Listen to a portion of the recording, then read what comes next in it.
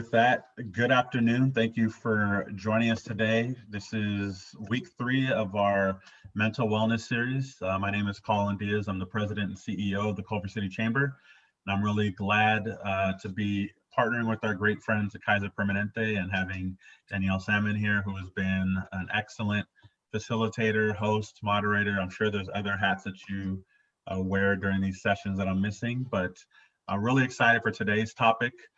Just as a recap, 2 weeks ago, we had Let's Talk About Mental Health, which was a kind of high level overview where we had a couple of professionals in the marriage and family therapy, one from Kaiser Permanente, another that had a private practice. We had Dr. Dan, who worked for in the capacity with our city. And then last week we had a very robust conversation on mental health in minority communities. So staying along that theme of just great topics of conversation, today's topic is helping parents and children manage stress from the pandemic. I can tell you firsthand, this is a relevant and timely topic. It is generally with parents, but particularly during the pandemic where we were all kind of thrust into really not even a new normal. It was just a state of, continued chaos. And so first of all, kudos to all the parents out there that are tuning in, that have made it this far. My name, as Colin mentioned, is Danielle Salmon. Also, as you can see it here on the Zoom profile, I'm really excited to be with you all because we've been talking about mental health all month, and it's exciting to bring Dr. Z to you guys, who is one of our well-esteemed physicians here. But before I jump in and tell you all about him, like I've known him for his entire life, let me just let you know that we are so excited to be a part of this event with the Chamber. Culver City Chamber of Commerce does a lot of great work in their neighborhood and local residence areas. And just the idea that we get to partner with them and bring you guys something like this makes me really excited. So if I'm smiling like a Cheshire cat with like ear to ear grin, that's because they make me really happy. So thank you so much for that, Colin. But to introduce you, I would love to tell you guys all about Dr. Juan Carlos Zuberbuhler. Since he's so cool, since he's so fun, you can let him know that you can call him Dr. Z, you can call him Juan Carlos. If you know how to pronounce his name properly, you can even go by that. But for the sake of this and me not getting tongue-tied too often, sorry, I'm gonna just go by Dr. Z. And to let you know about him, Dr. Z is originally from Ecuador. He moved to New York City with his family when he was 5 years old and has grown up bilingual in both English and Spanish. Living in New York helped him to appreciate the diversity of cultures and the importance of communication. As time passed, he chose to study medicine in Puerto Rico in order to strengthen his Spanish and also to challenge himself by living in a different culture. He later then entered the field of psychiatry because it requires that he treats the heart, the mind, the spirit of all of his patients. So it's full and complete care. He completed his psychiatry residence and child and adolescent psychiatry fellowship at the New York Medical College, St. Vincent Hospital, and the Westchester Medical Center in New York. With us here at Kaiser Permanente, he is part of the health and education and psychiatry offices at our Water Ridge Offices Park, where he serves as both an adult and child adolescent psychiatrist. He views himself as sort of a coach, managing his patients' needs and helping them organize an individually tailored treatment plan. And that's huge. It's his philosophy to educate people on their diagnosis and treatment options. As well, he's passionate about teaching, and oftentimes you'll find him drawing things for his patients and ensuring that they have written notes and written instructions whenever a session is completed. That means that when you leave his office or you leave a phone call with him, you've got everything that you need to help you do better until you see him again. With that said, the next voice and the next face to our screen is none other than our very own Dr. Z. Dr. Z, I'm gonna hop on mute and send it right over to you. All right, thank you so much, Danielle. It was so nice to be here. I love doing these things, right? I'm a teacher at heart. I've been tutoring since I've been in middle school. So anything that to me is speaking in public or anything like that, to me, so it's just an opportunity to teach. So thank you so much. And you can see in my virtual background here, I'm also now part of the KP Bernard J. Tyson School of Medicine.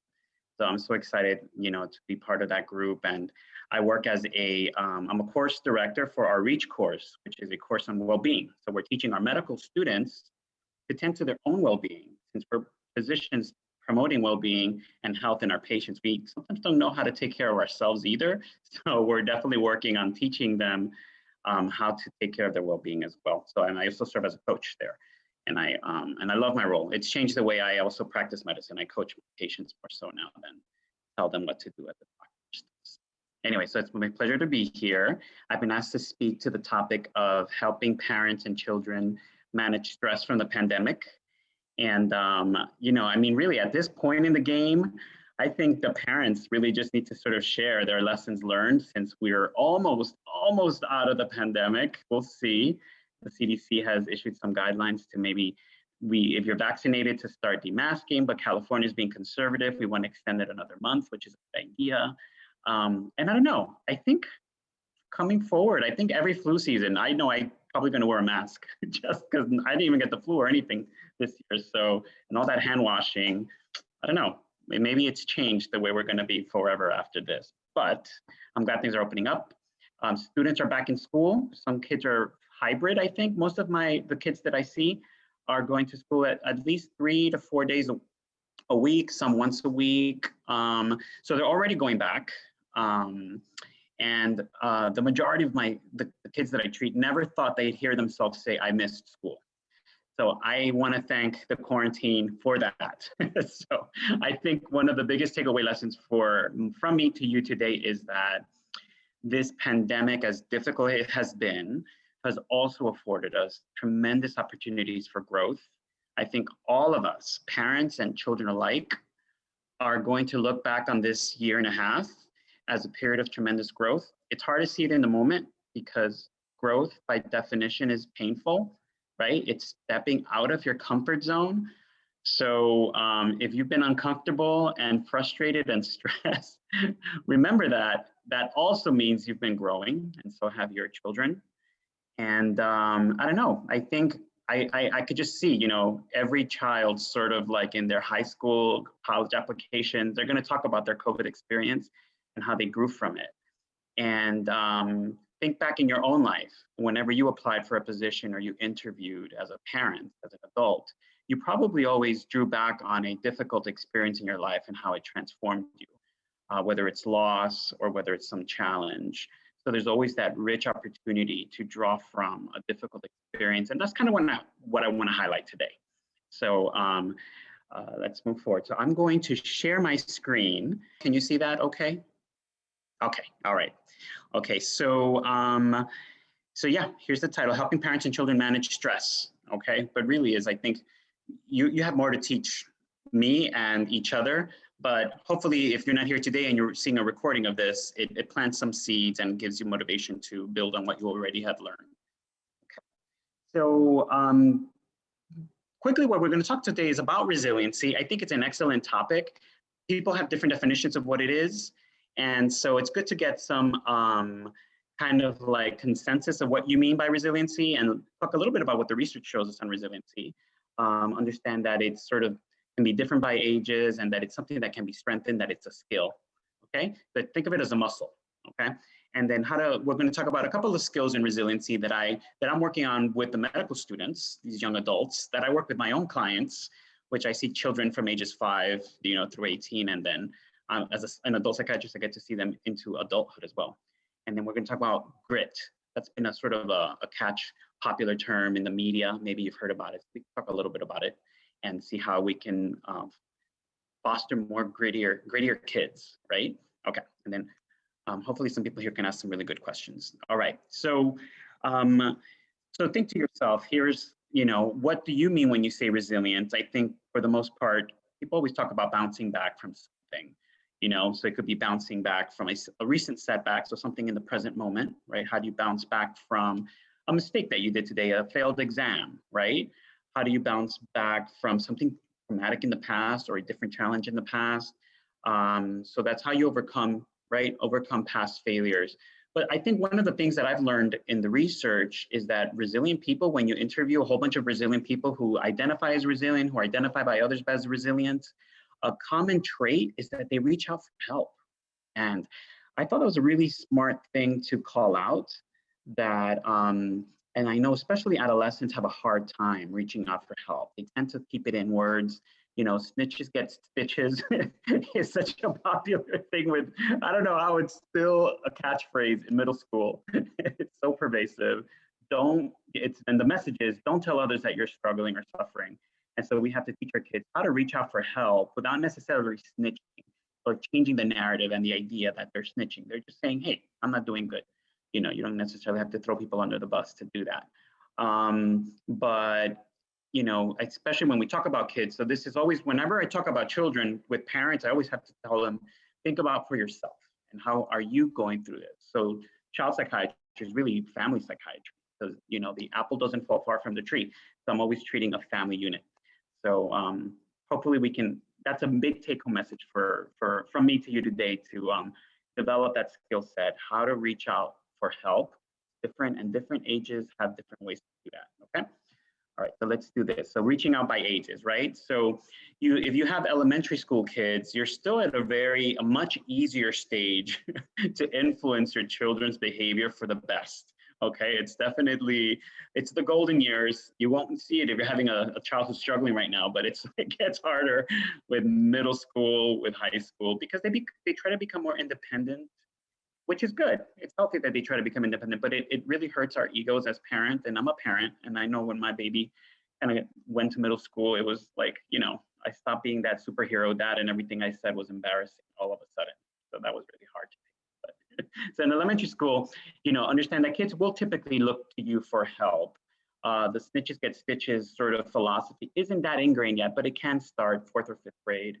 So they do tend to look to adults for guidance. So this is a real key moment to be very explicit and talk to them about struggles, and really to share stories with them about, you know, anything that you've learned at that age. And so don't take it for granted that if they're happy that they're doing okay. You really have to explicitly talk to your kid about things that may be or potentially happening. And then understand that in middle school and high school, it will be a lot harder to speak with your child and get that clout that they need from you. So you might need to rely on other role models for that guidance, and maybe look to other resources. So that's why I think it's great to connect with your mental health providers, you know, and a lot of psychiatry clinics, like at Kaiser, we are self-referred.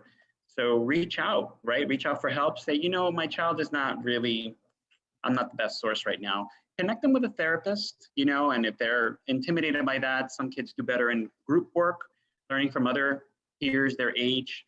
And there's also community resources as well, so that it's not so, you know, formal. So, okay. So understanding that there's a different need. So don't be shocked if your child doesn't want to hear from you, because developmentally they're just blocked. It doesn't matter who you are. I'm a psychiatrist. My daughter didn't care. She didn't want to hear it from me at that point. You know, so, you know, so, all right. And then how do we reach? So then how can we help our children reach out to us? So I think the most important thing is, you know, that when we're in parent mode, we always want to be in rescue mode. We kind of get this idea that we have to have the answer, you know, very similar to a doctor role, right? I have to have the answer. And so what I've learned in my training as a coach is that I have to adopt the belief that my client has the answers within them, which I think is a very powerful place to begin.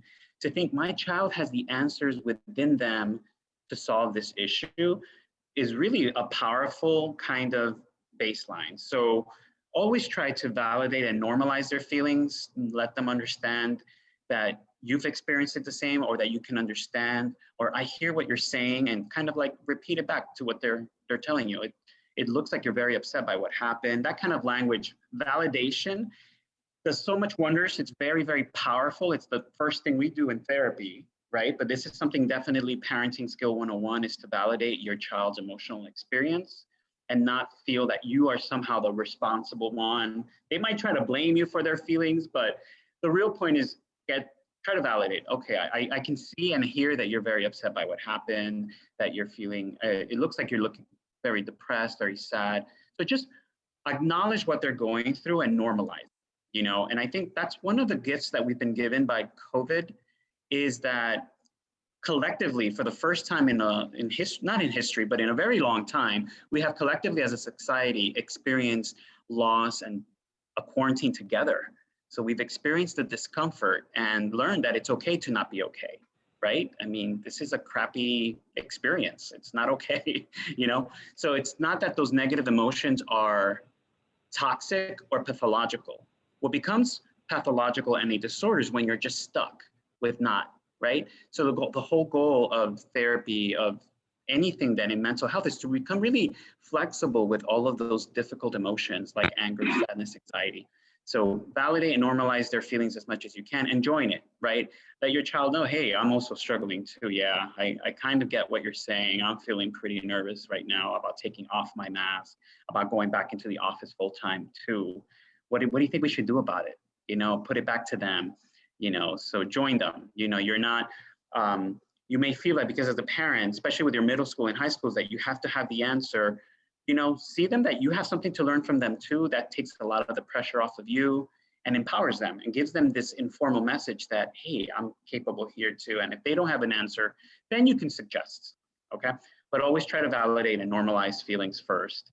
And then I think another important tool that I wanna encourage you to use more deliberately is to kind of like role play through a scenario, you know? So for example, especially it's a lot of, in like elementary school age, you might have to just sort of put hypothetical situations. So what will happen if a bully told you this, right? Let's role play a little bit. You know, what would happen if you go back to school and you don't feel comfortable taking off your mask, but some other child does because they've got vaccinated and they want to make fun of you. Like you kind of have, you can predict, right? Kids are a little predictable and you can predict how they're going to tease somebody or try to bully somebody. So it can be very useful if they have siblings to role play, have fun with it. The child can play the role of the bully, the role of the victim, and think about how can I respond in a way that empowers me. So I think, you know, that kind of role play can happen. I would schedule that on a weekly basis. Family meetings, guys, family meeting time. Let's kind of talk about what's coming up this week. You've got this practice, you're going back to school this day. Any potential problems anybody see coming up, kind of like a game plan. And I think, you know, I think traditionally family dinner time is a time to sort of talk around that. Not everybody has that opportunity sometimes. So you kind of have to schedule it in somehow. So I would say schedule in a deliberate effort to address potential issues or things that are already going through and have the kids sort of like coach them, right? What do you think? How the last time, the way you responded, did that work for you? No? What? Then let's think outside the box. What else can you do? You can suggest, a brother or sister can suggest, the child themselves may have another idea. So hypotheticals, I think it's a good use, you know, and then I think for the middle school to the high school age, a good way to help them is to think how they can help someone else. Since they're gonna go to each other for guidance, it might be good to think about, let me prepare my kid to be a good friend, because then they internalize it themselves too. So if a friend came to you and they said that they're suicidal, what would you do? How would you comfort your friend? You know? And so you can have those kind of talks like that. And so with Mental Health Awareness Month, we probably had other talks about suicide and stuff like that before. I won't go into it too deeply, but the more you can talk about it, the less the risk is. So some kids, you know, that's their number one go-to coping skills, is to say and give up and say, I'd rather die. But they actually mean a lot more complex things than that. So exploring that. So role playing, what advice would you give? And if they don't have a good answer, you can make a suggestion and then just see how it goes, you know? So I think that's a valid tool. I don't think enough families do this. I think some parents expect that that's gonna happen at school. It doesn't always get to happen. Some schools have really good mental health preparedness and good psychologists, but not everybody. So, you know, try to create that habit at the home at least once a week, a couple times a month as a check-in. All right, so that's something. And then the idea is here that remember that resiliency can be strengthened. I guarantee you, your children are a lot more resilient now than they were at the beginning, even if they're struggling. And we've seen a lot of the media just focus on how much more depression, anxiety there is because of COVID. And that is true. There is a lot more depression and anxiety. But what we fail to do sometimes in the media and in society is measure the resiliency and the strength that is also there because of COVID. So if you don't measure it, you won't know that. So I always think it's fun to measure the amount of strength and well-being that you are developing and growing. And we're starting to see more instruments come out that measure your subjective well-being, right? We're really good at measuring depression and anxiety. We've got it. And it's important to do that. I think it's wonderful that we do that, but it's also important and a good challenge for us to also measure wellness and strength. And so one of my favorite ones is to kind of like, that I've done with the medical students, is to assess their character strengths. and these are just values that we have as society, love of learning, appreciation of beauty, honesty, humility. Those kind of things are great to see which are your go-to character strengths based on your personality profile that you've inherited, based on the role modeling that you have around you. So there was a link there, but it's, if you Google or search the VIA Institute on Character, you'll get this a free assessment. There's one for kids, one for adults, and I think it's a fun way as a family to create a family tree of character strengths. And the thing about character strengths is this idea that they're not this personality that you're stuck with, which sometimes is the message of personality assessments. This is me, I'm kind of like that way, it's very fixed. It's this idea that I have a strengths that I lean on that are stronger than others. That doesn't mean you don't have the others, they're just not your go-to. So you can flex them by calling them forward and things like that. So, I think talk about those strengths, talk about your own experiences collectively, repeatedly as a family. This is not the only challenge you've had as a family, most likely. And so draw back on challenging experiences that you had as a child, share those stories with your kids. Look at movies about people who are resilient. And then after those movies end, sit back and sort of talk about it. Sometimes we just watch movies and say, oh, that was great, go to bed. So make some time to discuss that, all right?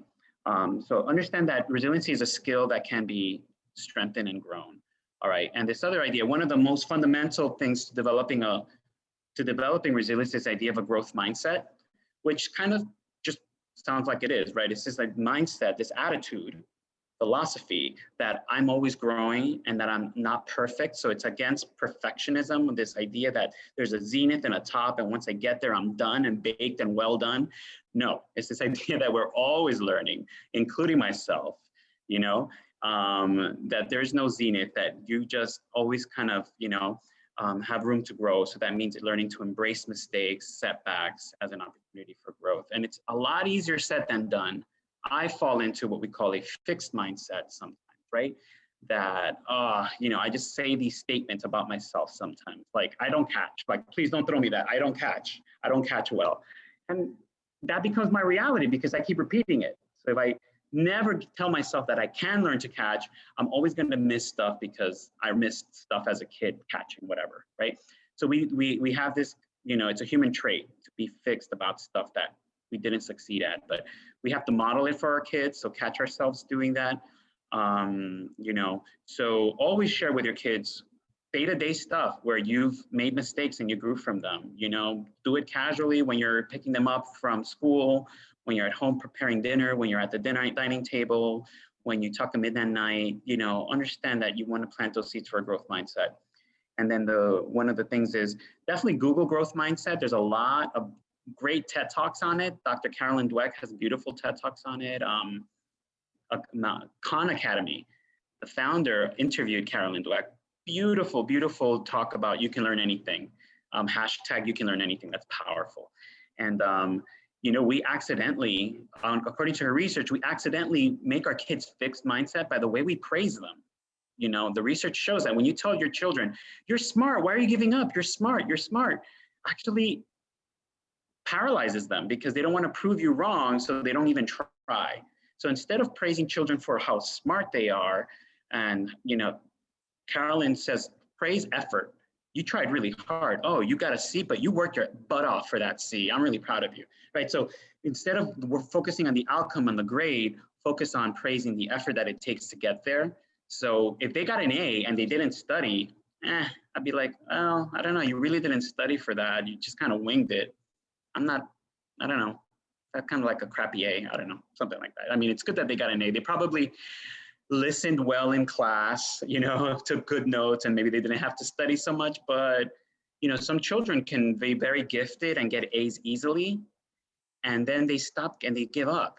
And a lot of the time it's because they develop this fixed mindset because everybody's just praising them for how smart they are, but they didn't develop that. At some point, the level of school is going to get hard and it's going to meet a challenge for the first time. So be careful with that. Praise effort, not outcome. And then what the last things I want to say about grit is I love the definition by Angela Duckworth. So another thing you could Google. She has a really cool website called characterlab.org. www.characterlab.org, with some really cool handouts and things like that that you could do with your kids.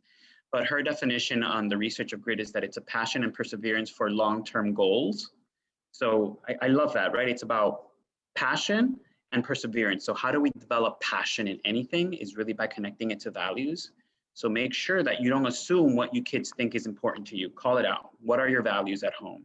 And our values are very personal. We adopt them from family, we adopt them from culture, but at the simplest, a value is what's important to you, okay? And so call them out, and whatever is important to your child, that's motivating when you connect it to your values. And then perseverance is not giving up, so you need that growth mindset. Catch yourself in a fixed mindset. And so asking children what they love to do, or why do they want to do that, or why do they like that one class but not that other one? Figure out what is the value underneath the things that they love to do. Like even video games, right? Most children love video games, but why? Kind of, is it some children love it because they love a challenge of beating a boss? Some children love it because the artwork is just so awesome in that game. What they love, they don't even care about the game. They just love going through the music. It might be the music, so they love music. So you have to kind of get curious and find out from your kids, why is it that they love doing those things that they love, and try to find the same elements in those things that they don't like, and say, but you know, there's some art and artistic stuff here in this subject that you could focus on, and that might motivate you some more. So I think it's important to build a passion and teach our children. Passion just doesn't come, it takes effort. You know, it doesn't, some kids wait for passively for their passion and purpose to land on them. It's something you got to develop. And so grit is something you could develop. I think, you know, having those talks about future careers, but why? Why do you want to be a teacher? Why do you want to be a lawyer? Why do you want to be a doctor? Why do you want to be an artist?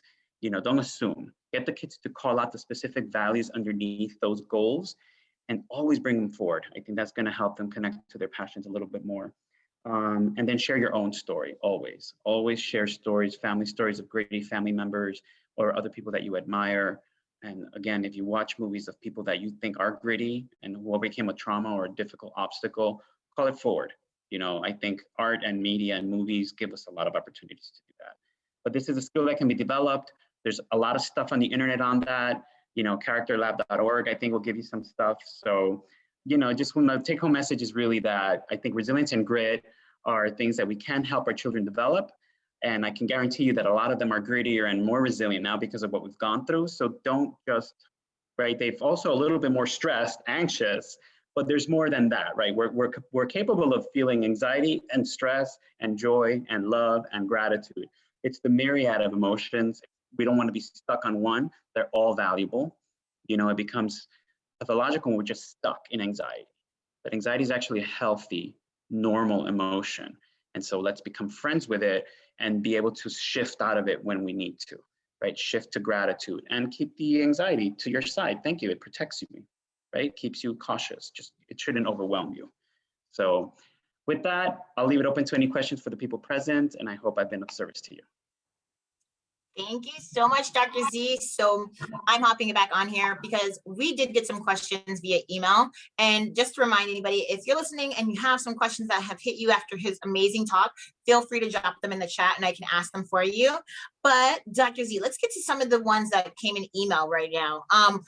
So this one's kind of funny, not sad, but kind of humorous. But this person emailed and said, my 5-year-old niece said that all my friends have died since the pandemic. Is there a proper way to respond to that? Yes, definitely there's a proper way to respond.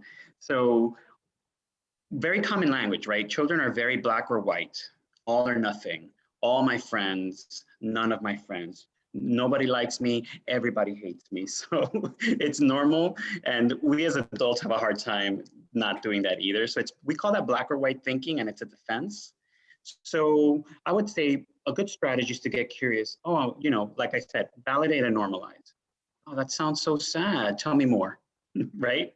And that gives them an opportunity to say maybe who specifically they refer to. And then when you find out who it is that they're referring to, tell them to, you know, explore it more. Use your curiosity. Oh, thank you for sharing that with me. What do you miss most about that friend? Oh, it sounds like they were a really good friend to you. Wow, you were so lucky to have them. So part of loss, right? Part of loss is that we collectively as a society have a hard time talking about death and loss. And we got to get better at it. I mean, we have a lot of practice now, sadly, because of COVID. But I think one of the biggest take-home messages that I always try to get through my patients is that when you choose to love, you choose to, without realizing sometimes, you choose to embrace pain, right? Because anything you love, nothing lasts forever. At some point, we might lose something and that will always hurt. So with love comes pain, but it's not like a toxic pain. It's actually a beautiful type of pain that we got to honor and cherish. And so by talking about loss and how it hurts, we're sending this message that that's a beautiful, that person meant a lot to you. And so we want to validate the loss and narrow it to those specific things so that it's not, I've lost all my friends.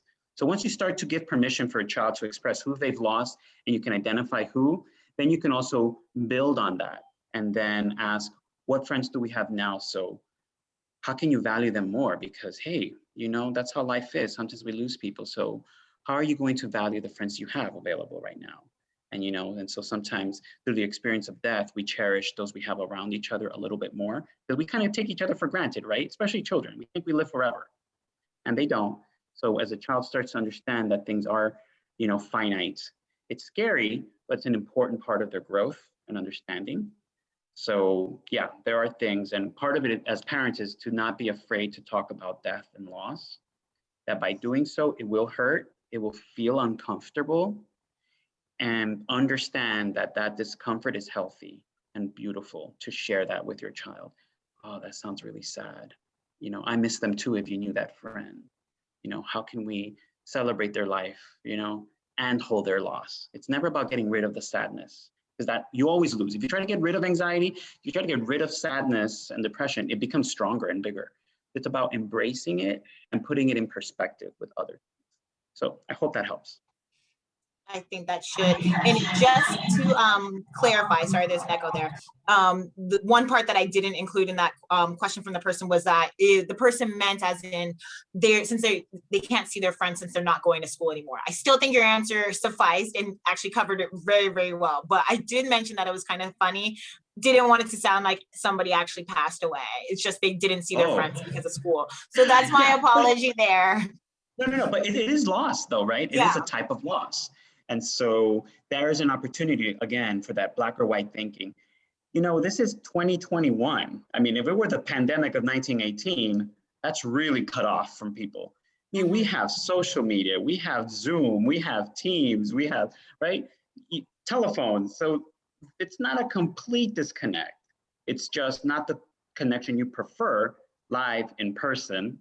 True, that is a loss. Okay, let's acknowledge that. But let's connect in other ways. I mean, I think we've learned to embrace Zoom. We've had to. Not every child has very well, but you know, they're going to be excellent at online learning at some point in the future if they ever choose to do so. Very true. Another question that came in was, are there, let me see, are there any ways that I as a single parent can avoid burnout from my kids? I love them, but I'm constantly feeling overwhelmed. Good call out. You know, so in the medical education literature and in the work literature, burnout is really cool topic. It's studied very well, and it's defined as two beliefs and an emotion. So the two beliefs are that you believe that you are not capable. When you burn out, you start to believe and tell yourself that you don't have you're insufficient. You're not a good parent. I'm not a good teacher. I'm not a good doctor, you know.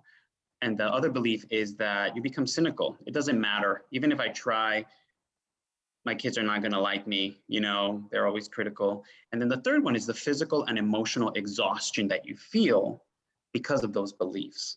So first of all, you're not alone. Burnout, every parent before the pandemic, especially during the pandemic, has experienced burnout because now a lot of it fell on you. Before, the teachers kind of helped you. I think collectively as a society, we're understanding how important our teachers have been in helping us manage and co-parent our children. And maybe some parents rely too much on the teachers and they're burning out too, right? Because it's not all on them. So we've got to work together with our teachers. They are the fabric of our society. And just like parents are, right? We're educating our young, are the most precious things on earth, right? So, you know, you're not alone. So tap into community resources. You're not alone. There are other parents like you. There are other teachers. Join teacher forums, right? And be like, oh my God, how did you handle 30 kids? I'm dying with the 3 at home. So you're not alone, but understand that we play a role in our own burnout as well. There's external factors that are there. There's systemic factors, sadly. There's, difficult equity and resources available, depends for you. So there's definitely a lot of systemic issues that need to be addressed, okay? But what can you do? What can you impact within your source of control? That's the challenge. It's easy to focus on all the external factors that are out of my control and all the injustices that exist in society today. They're real, they need to be addressed, and do your part to try to influence that. But ask yourself, what's within my control is how I treat myself. And so self-care is very important because you're gonna model it for your child. And so you're not Superman, you're not Superwoman, you're not a super parent. You have emotions, and so you need to vent. You need to take care of yourself. You need to eat healthy. You need to schedule physical activity. So drag the kids with you running, and if they don't want to go out for a walk, you walk, because then that models for them a culture. Take care of yourself. Prevention is about preventing burnout. And if you're burned out, reach out for help. Okay, the sign of a resilient parent is reach out for help. Reach out to other family members who are feeling like you so you don't feel alone. Talk about other resources you have available. Tap into your mental health services within your insurance plan. Call them. I need to speak to a mental health provider. Find me one. They have to find you someone if it's not self-referral or easy to get to. But there are community resources. And then think about that. Think about the balancing the burnout and the discomfort you feel, the exhaustion, with other capacities. You still have a capacity to tap into your sense of gratitude. I think that is a secret weapon that we humans have that we don't realize how powerful it is. No matter how burned out, depressed, exhausted we feel, we always have a little bit of capacity to be grateful about one thing.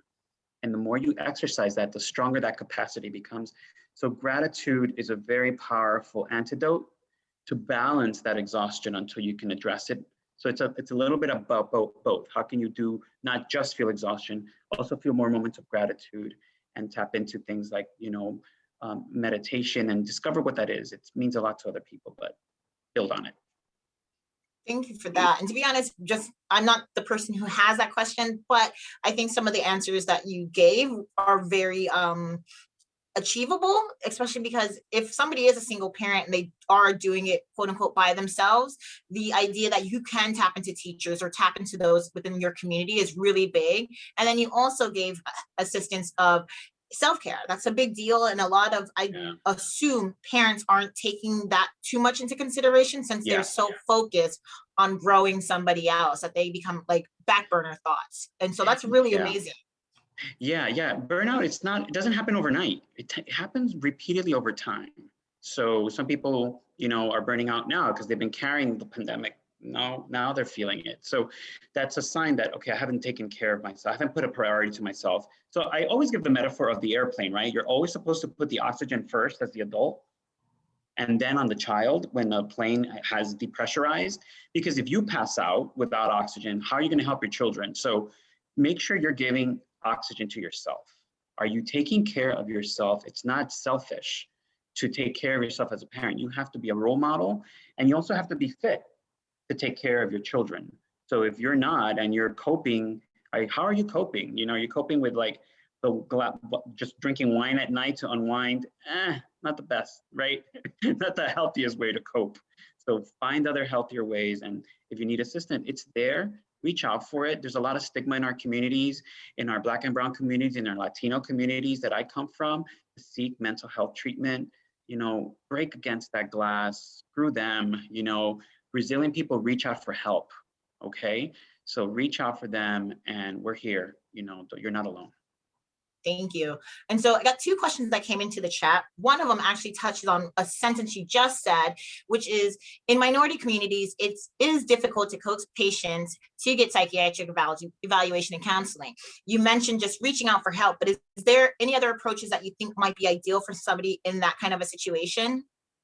Yeah, you're absolutely right. The stigma is amazing. And understand this, that I would say it's going to be there for many, many years to come.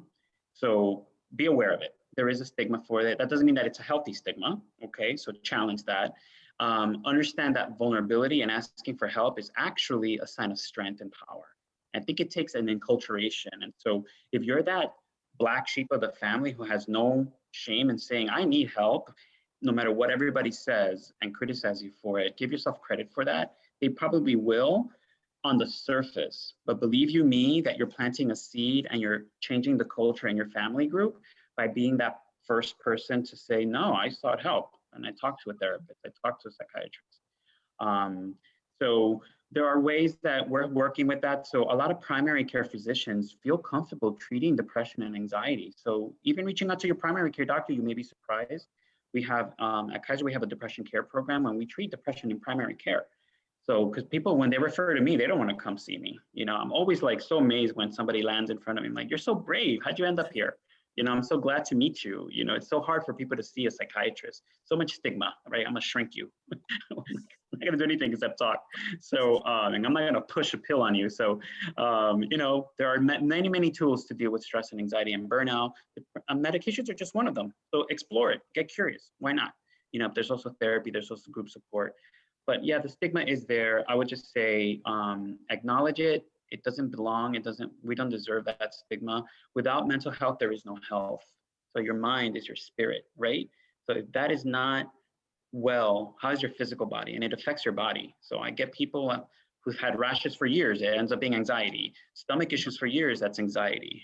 Chronic headaches that are, at the end of the day, they've had every workup and they're like, oh, really, it's stress? I'm like, yeah, it's stress. It's your brain, it's your nervous system. So it's there.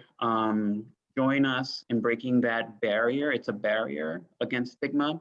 But then you know what? Not everybody needs to know your business. So don't tell everybody. If they're really negative, you know, they don't need to know. You know, we keep it, everything is highly confidential. So you seek the help you need and you get better and you don't have to tell everybody. So different strategies, you know, but collaborate with your mental health provider and we'll come up with strategies.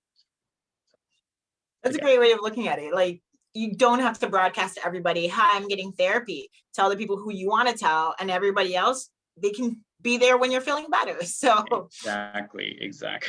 Another question in the chat. Let's see. What is the best way for parents to partner with their kids' schools to ensure that the effects of the pandemic are properly being supported in both home and school? Oh my God, beautiful question. That's excellent. I would say there is no best way. Really, every school is different. You have to kind of like, it's a trial and error. Just the fact that you're asking tells me you're a parent that's, you're on the right track. And I want to hug you and kiss you for that. So yeah, but it takes collaboration. It takes patience. You know, as a child psychiatrist, I realized we're all children.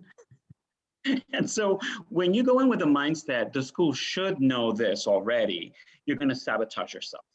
So be careful with that, right? You're thinking there are principals, they should be doing this already. We're really just learning together. We've never had a pandemic together. So there's going to be a lot of mistakes going to be made. And you hold the school with some compassion and yourself with some compassion. You're going to lose it sometimes and get upset. Can you forgive yourself? Can you forgive the principal, the school psychologist for not doing their part? And just focus on building from that, you know? So I know we call that humility, kind of like structural humility, this idea of cultural humility that, you know, people are biased. If you have a brain, you have a bias. And so we're limited by our own selves. So give each other a break. They're not going to get it perfect, you know, but the fact that you're asking, it means that you're on the right track. You want to improve something. And making systemic change, I'll tell you right now, is the hardest thing in the world. One-on-one is a little easier. 1 on 5 on 10, oh my gosh. So I say the most easier way is to fill yourself with that humility, that structural humility, that cultural humility, and hold each other with some compassion and push forward. But it's not going to happen overnight. So be patient.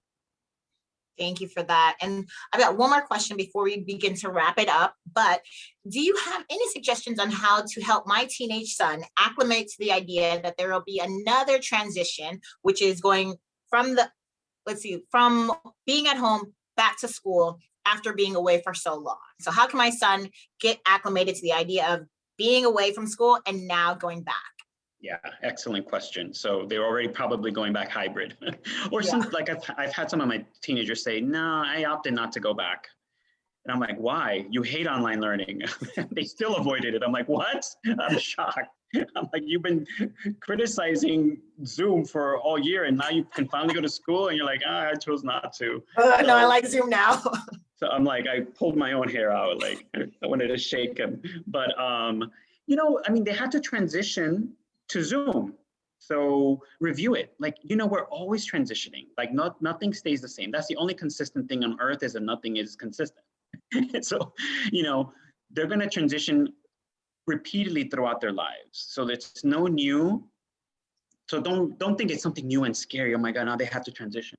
They had to transition to the quarantine and they did it. Many kids did it not so bad. So review, let's go back, rewind, April or March 2020. How did we adapt? Oh my God, remember? We were like, we don't know what time to wake up. We had to make an office out of the closet. Like whatever you had to do, you had to, you know, use your own creativity. So acknowledge that transitions are always difficult. So validate, normalize. It's gonna feel uncomfortable. If you want the transition to feel comfy and fuzzy warm, no, it's gonna feel a little uncomfortable to go back. And that's okay. That means that you're growing. Okay, so discomfort, like we have to learn how to embrace, really it's about teaching our children to embrace uncertainty, embrace discomfort. Is a lifelong process. It's difficult for me. I'm better at it some days than others, you know, so it's just about embracing the uncertainty and mitigating some of it. You could predict, they've been at that school before. They know who they're gonna be with. Oh my God, who do you look forward to seeing? Who do you not look forward to seeing? Again, role play, get prepared for the annoying peer that you've been away from all year, and then the friends that you've been, that teacher that's great, that teacher that's annoying, you know, how are you gonna manage it? So just kind of talk about it, get prepped, you know, visually before the actual experience helps a lot.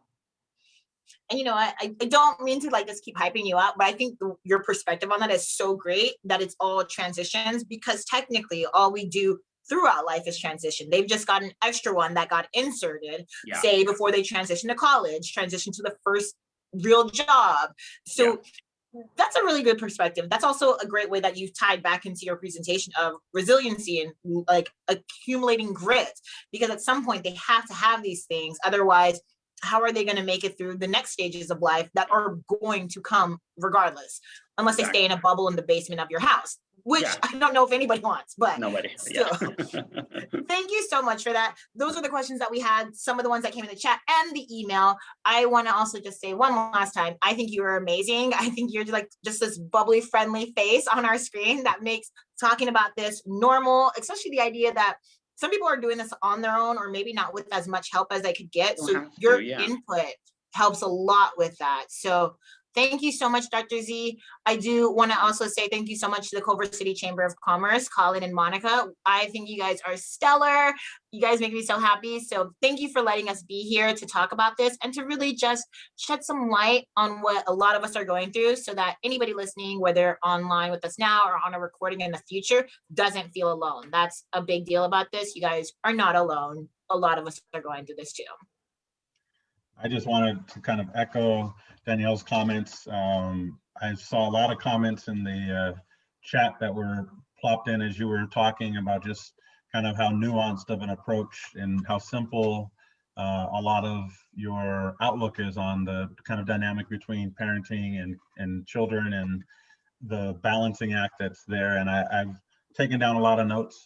What you didn't see was when my screen was off, going back and forth with my 8-year-old who's on her lunch break. And it was just, I think, you know, for those that are with us today, and then even those that'll chime in to watch it at a later time, there was a lot of gold nuggets here to just roll into their everyday parenting and to share with others. So I want to thank you for carving out time from your schedule to join us. And then of course, Danielle, you and the Kaiser Permanente team have been phenomenal from day one. And this is just another kind of feather in the hat as to all that you provide to the community. So definitely thank you for that, and thank everybody for attending.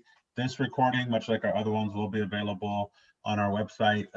There's a link tree link, if you will, that will take you to eventually the recordings for all three that we've had so far, as well as the registration for our final session next Thursday. So with that, thank you again, Danielle. Thank you again, Dr. Z.